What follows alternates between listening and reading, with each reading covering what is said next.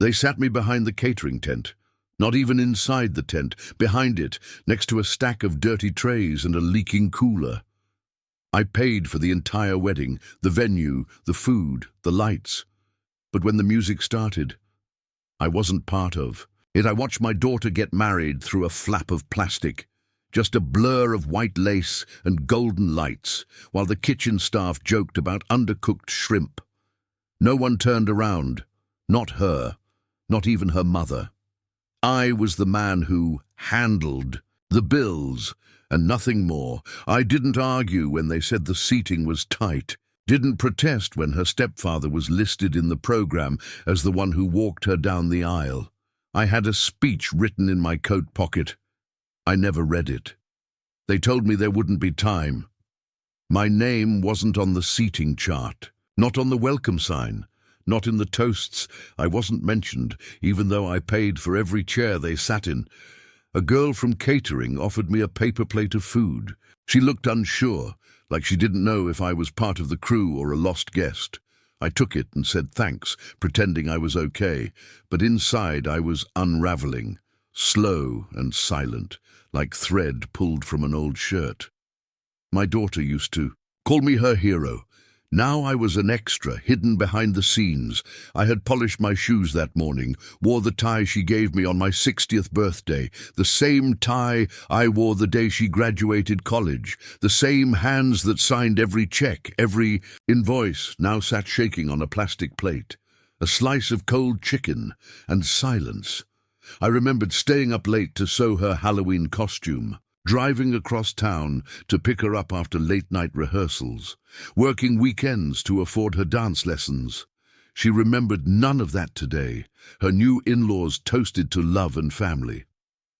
I sat behind the tent, breathing in grease and cigarette smoke. I didn't cry, not yet, but something inside me shifted. Something quiet, something final. I sat there for a long time, not moving, not eating, just thinking. The music inside picked up. Someone was dancing. The sun dipped lower behind the hills. Golden hour. Perfect lighting for photos I wouldn't be in.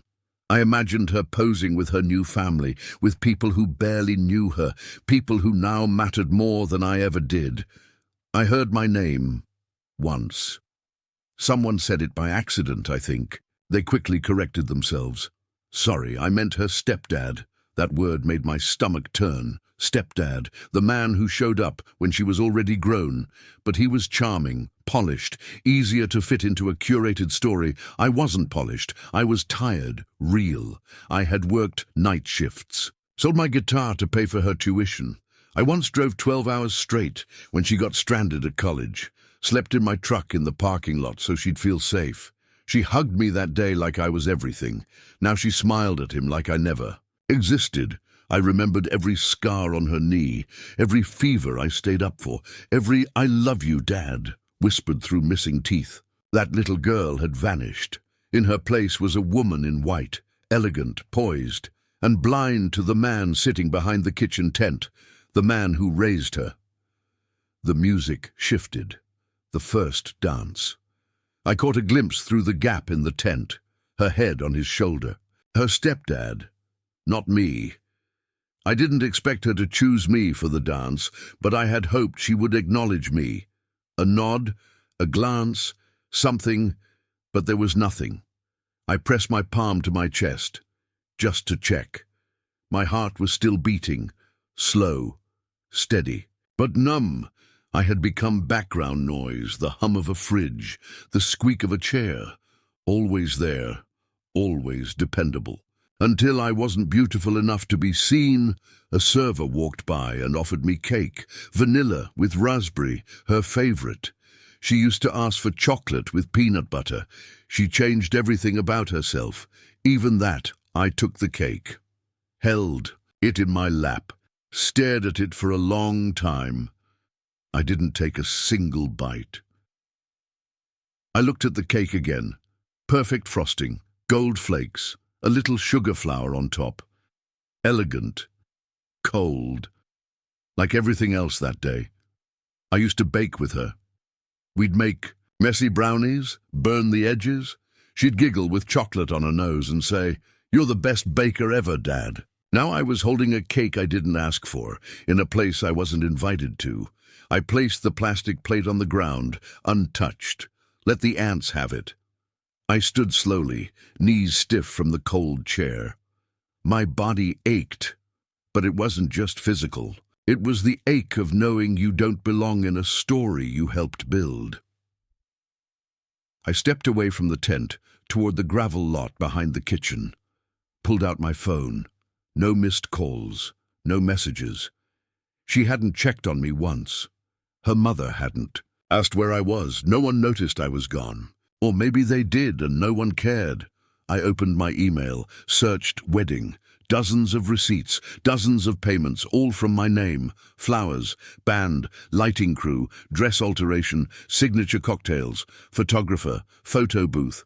Not one split. Cost. All me. Her fiancé's family offered nothing. Her mother covered hair and makeup. That was it. And even then, she made me reimburse her. I had built the wedding from the ground up, and now I was a ghost in the background, a line item in the budget. The man who gave and vanished. I scrolled to the florist's invoice. Final payment due tomorrow, another $3,200. I stared at it for a long moment. Then I hit reply, typed, "Please cancel Sunday delivery." No explanation, no emotion. Just, "Plans have changed. Do not proceed." Sent. I used to dance with her in the kitchen when she was 5. She would step on my shoes and hold my thumbs like they were reins. She'd laugh and say, "Spin me, Daddy!" I'd spin her around, until she was dizzy with joy. Now she was spinning with someone else, while I sat behind a tent. I looked down at my hands, calloused, weathered. The same hands that built her bed when she turned 10. The same hands that held her when she had nightmares.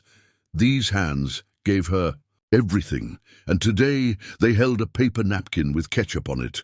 No glass of champagne, no toast in my name.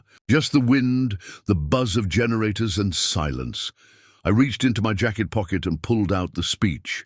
It was creased now, a bit damp, just a few lines I'd written late one night. Lines I'd never read aloud.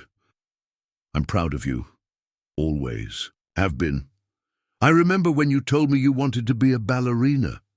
You didn't just grow up. You grew strong." Simple words. True words. But they were never invited. I folded the paper and slid it back into my pocket. It felt like burying something sacred. Not because it wasn't good enough, but because I wasn't wanted. Not today. Maybe not ever. Her mother walked past me once. She didn't stop, didn't look. Just laughed at something someone said and vanished around the tent corner. I felt like furniture someone had left outside, present but not considered, sturdy enough to be useful but too ugly to show, not part of the picture. The staff moved around me like I was part of the landscape. I watched them refill trays, adjust lighting cables. Someone dropped a bottle of wine. It shattered on the grass. They all jumped. I didn't flinch. Something in me had already broken. Quietly, like a crack in glass you don't notice until the whole thing shatters. I had been waiting for this day for years, and I wasn't even there. The night air wrapped around me like an old coat. Heavy, familiar, not cold, but quiet. Still. Behind the walls, the party continued. Laughter. Music, glasses clinking in rhythms I used to know. No one noticed I was gone. No one came looking. I wasn't missed, only removed. Like a smudge wiped off a polished surface, I sat on that bench until the music faded, until the voices turned into murmurs, until all I could hear was the hum of a fridge and my own breath. That's when I knew I'd been erased long before today. This wasn't about a seat, not about a dance or a toast. It was about being seen. And they had stopped seeing me a long time ago. My daughter had grown up into someone I didn't know, someone who could watch her father disappear behind a tent and not flinch, someone who could rewrite her story without the man who started it. Thought of every birthday I stayed up late planning, every Christmas morning I made special, every scraped knee I cleaned with shaking hands. She had forgotten all of it. or chosen to, and maybe that's the part that hurt the most. Not the exclusion, but the clarity, the realization that I gave everything to someone who decided I didn't matter anymore. The phone buzzed in my pocket. A message from my sister. "Beautiful wedding. Where are you sitting?" I didn't respond. What could I say? "Next to the trash bins. Thanks for asking." I looked at the catering team packing up leftovers. One of them smiled at me, confused again, probably wondering why a guest was still back here. I gave a small wave, like I wasn't crumbling inside. The streetlights flickered on. People began leaving, some laughing too loudly. Cars pulled out of the gravel lot one by one. I didn't move. I didn't want to go back to the hotel, didn't want to sit in silence with these thoughts echoing in my head, but I knew I had to. Because nothing else about this night belonged to me, so I stood, one breath, then another, picked up the chair I'd been sitting on and folded it myself, like the ending of a scene no one watched, except me. I looked at the cake again, perfect frosting, gold flakes, a little sugar flour on top, elegant, cold, like everything else that day. I used to bake with her. We'd make messy brownies, burn the edges. She'd giggle with chocolate on her nose and say, "You're the best baker ever, Dad." Now I was holding a cake I didn't ask for, in a place I wasn't invited to. I placed the plastic plate on the ground untouched. Let the ants have it. I stood slowly, knees stiff from the cold. Chair, my body ached, but it wasn't just physical. It was the ache of knowing you don't belong in a story you helped build. I stepped away from the tent, toward the gravel lot behind the kitchen, pulled out my phone. No missed calls, no messages. She hadn't checked on me once. Her mother hadn't asked where I was. No one noticed I was gone. Or maybe they did, and no one cared. I opened my email, searched wedding. Dozens of receipts, dozens of payments, all from my name. Flowers, band, lighting crew, dress alteration, signature cocktails, photographer, photo booth, not one split. Cost. All me. Her fiancé's family offered nothing. Her mother covered hair and makeup, that was it. And even then, she made me reimburse her. I had built the wedding from the ground up, and now I was a ghost in the background, a line item in the budget. The man who gave and vanished. I scrolled to the florist's invoice. Final payment due tomorrow. Another $3,200. I stared at it for a long moment. Then I hit reply. Typed, "Please cancel Sunday delivery." No explanation, no emotion. Just, "Plans have changed. Do not proceed. Sent." The message was gone. Just like that, the flowers were no longer arriving. No centerpieces, no Sunday arrangements, no trace of the roses she requested for Instagram photos. I didn't feel angry. I didn't feel regret. I felt calm, like setting down a heavy box after carrying it too far. I walked further from the tent, found a bench behind the venue, sat in the dark, listened to the muffled laughter behind walls I paid for. Then came the band. I remembered their invoice too. They had a second set scheduled for Sunday brunch. They wanted full payment by tonight. I typed again. "Due to event changes, your second performance will not be required. Please cancel Sunday's engagement. No further payment will be issued." Click. Sent 2 down. I opened the budget spreadsheet. Every expense categorized, every upgrade she asked for. I had said yes, even when I couldn't afford to. The chairs, the imported linens, the second photographer for reels, the dessert bar. I had done it all. Because I believed that love deserved the best. Because I thought showing up financially was the same as being loved back. I was wrong. A man can build a castle and still be left outside the gates. Especially when the story no longer includes him, especially when his name is erased. I found the final invoice. Bar service, signature drinks, extra bartender, custom glassware. They had charged my card for half. The second payment was due in the morning. Another $1,000. I sent the third message. "Please cancel the second shift. Do not process." Remaining balance. Done. 3 messages. 3 quiet revolutions, and for the first time that day, I smiled.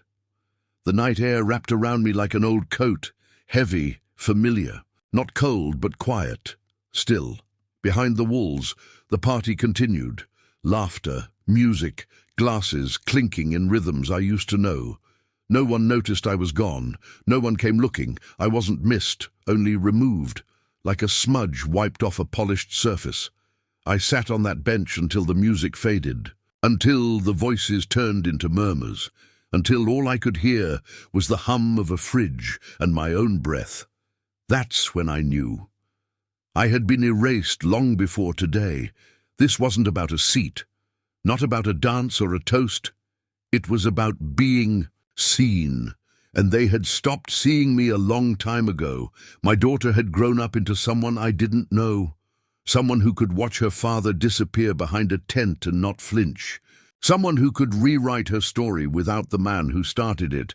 I thought of every birthday I stayed up late planning, every Christmas morning I made special, every scraped knee I cleaned with shaking hands. She had forgotten all of it, or chosen to, and maybe that's the part that hurt the most. Not the exclusion, but the clarity, the realization that I gave everything to someone who decided I didn't matter anymore. The phone buzzed in my pocket. A message from my sister. "Beautiful wedding. Where are you sitting?" I didn't respond. What could I say? "Next to the trash bins. Thanks for asking." I looked at the catering team packing up leftovers. One of them smiled at me, confused again, probably wondering why a guest was still back here. I gave a small wave like I wasn't crumbling inside. The streetlights flickered on. People began leaving, some laughing too loudly. Cars pulled out of the gravel lot one by one. I didn't move. I didn't want to go back to the hotel. Didn't want to sit in silence with these thoughts echoing in my head. But I knew I had to, because nothing else about this night belonged to me. So I stood. One breath, then another, picked up the chair I'd been sitting on and folded it myself. Like the ending of a scene no one watched. Except me. The hotel room was colder than I remembered. Same stiff mattress, same humming air conditioner, but something about it felt emptier. Maybe because I had nothing left to hope for. I didn't turn on the lights, didn't take off my shoes. I just sat on the edge of the bed, still in the same suit she used to call my Sunday best. I stared at the ceiling fan turning above me, its blades slicing through silence like it mattered. The room smelled of industrial soap and old air. My tie felt too tight, but I didn't loosen it. I thought I would cry.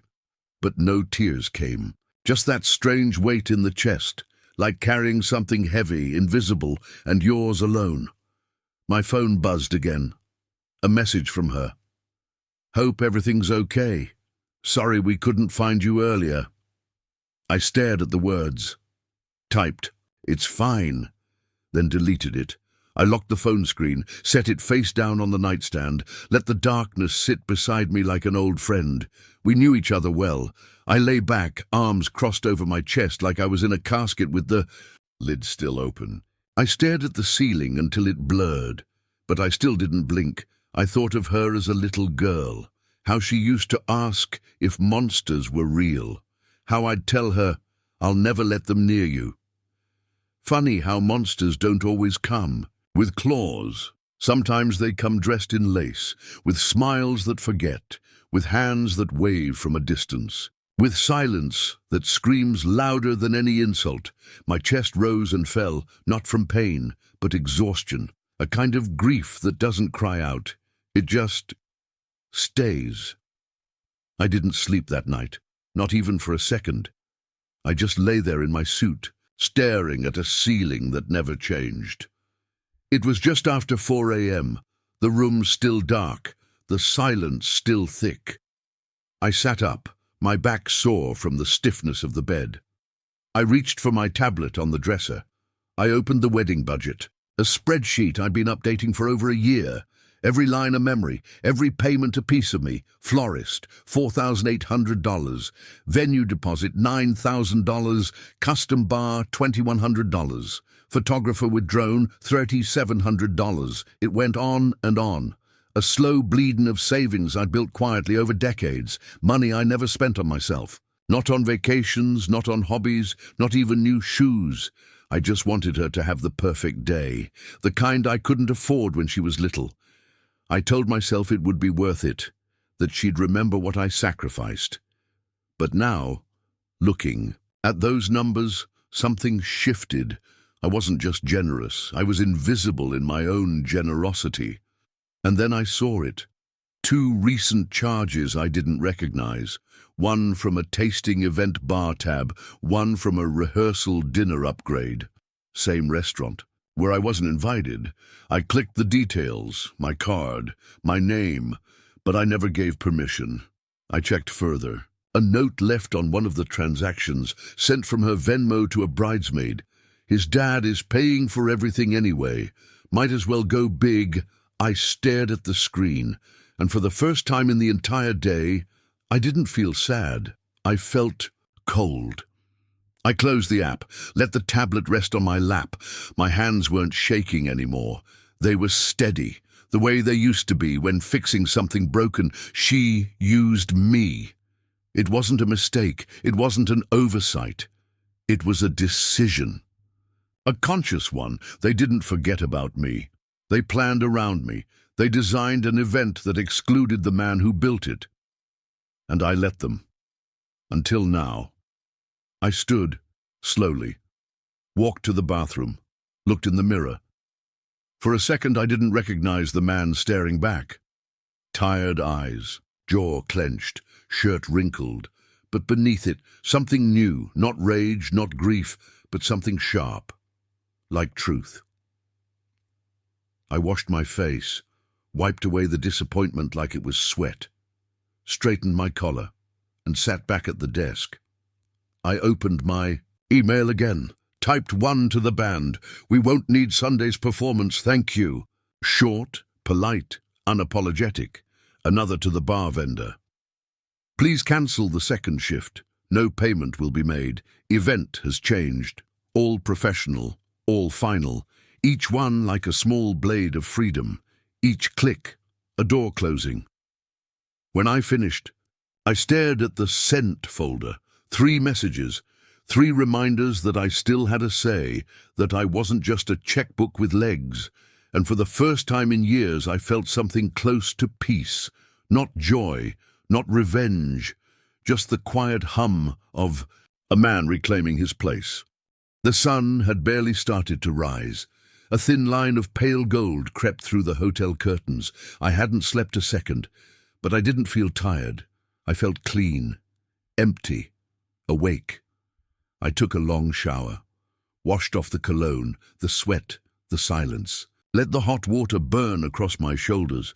It felt like scrubbing off permission I never should have given. I packed slowly, folded the suit, placed the tie on top. I wouldn't need it again. At least, not for her.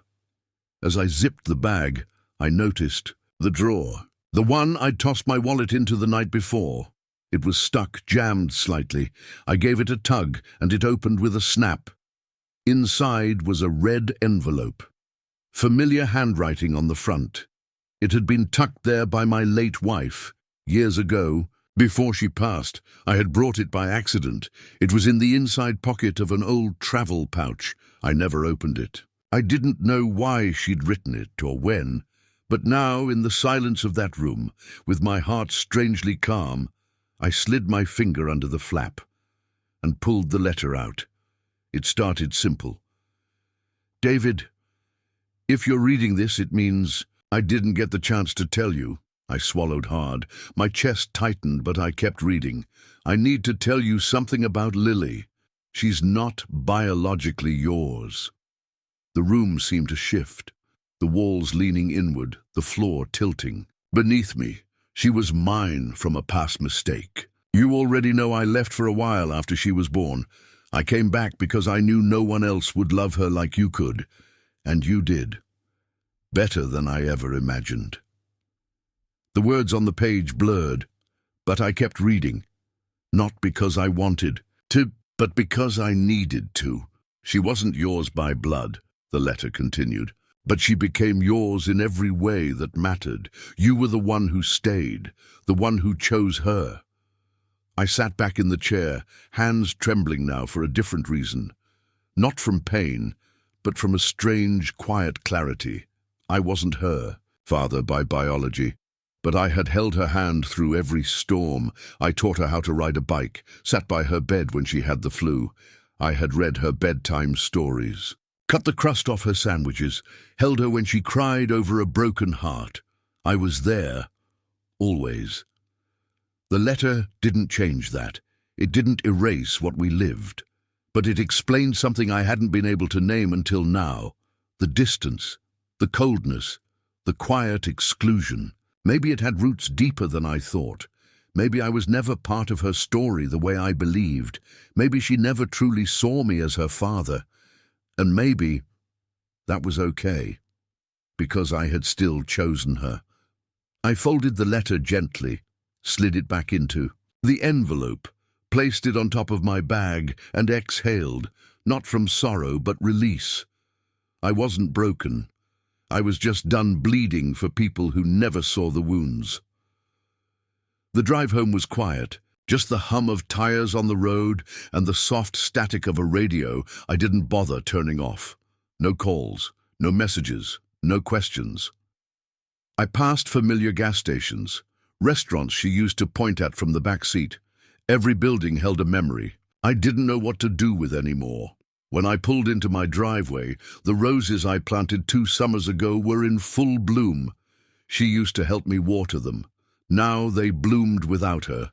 I didn't stop to admire them. I didn't feel hate, just distance, like walking through a photograph that no longer included me. Inside, the house was just as I left it. Neat, quiet, too still. But something felt different. It wasn't the place. It was me. I dropped my bag at the door, walked to the kitchen, made coffee with hands that moved out of habit, not emotion. As it brewed, I looked at the fridge. Photos, magnets, old notes. One picture of us at her graduation. I took it down. I didn't tear it, didn't burn it. I just placed it gently in a drawer next to other things that used to matter. My phone buzzed.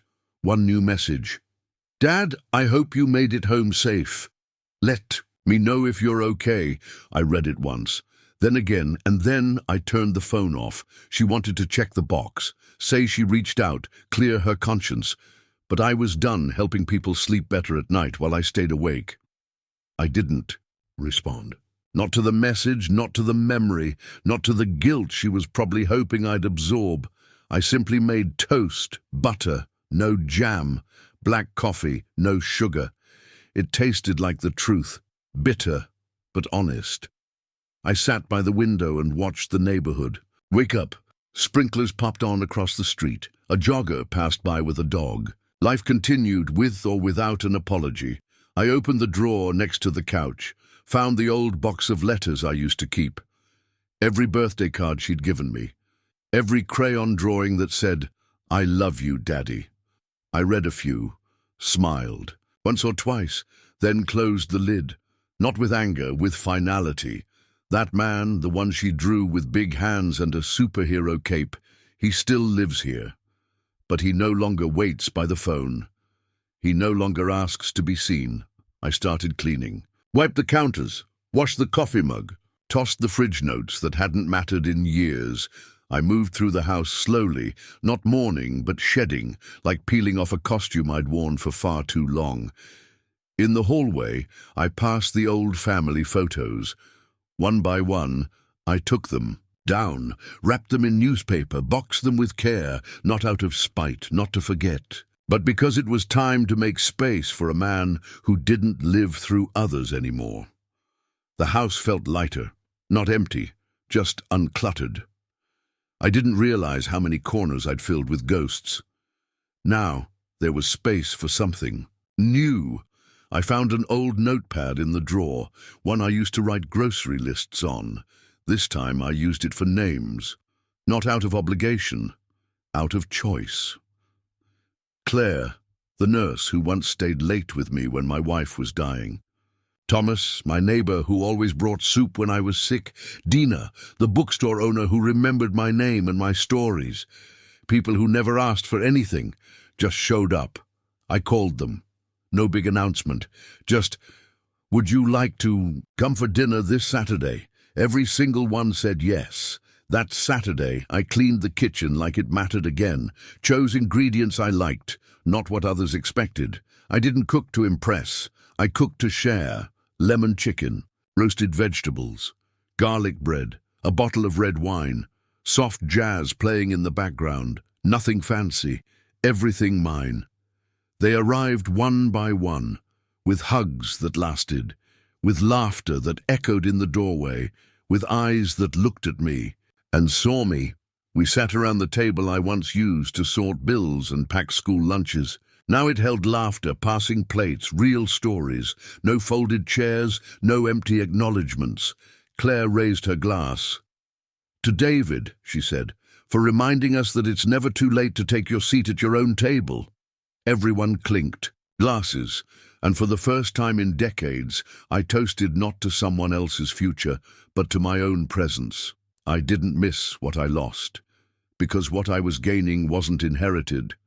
It was earned. The next morning, the house was still. Sunlight spilled across the floor. The smell of last night's dinner still lingered in the air, and something inside me felt different, solid. My phone buzzed on the counter. I glanced at it once. Her name lit up the screen. Then again, and again, 3 missed calls, 2 voicemails, a message, "Dad, can we talk?" I didn't open it, didn't need to. I already knew the words. I'd rehearsed them for years, in my own mind. I didn't mean to hurt you. It wasn't my intention. I thought you understood. All lines from a script that never asked how I felt. She wanted comfort, not accountability. She wanted to smooth the surface, not repair the foundation. I made coffee, black, no sugar, drank it on the porch in silence, and for the first time, I didn't feel the urge to reply, not because I was angry, not because I wanted to punish her, but because I finally understood that peace comes from walking away before you're pushed again.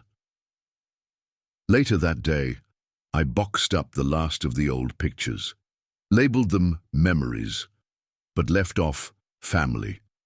That night, I lit a candle at the table, 1 seat, 1 plate, and raised my glass to no one in particular, just to presence, just to self, because after a lifetime of giving, of waiting, of proving, I had finally chosen to sit at the head of my own table, and this time I wasn't waiting for anyone to notice.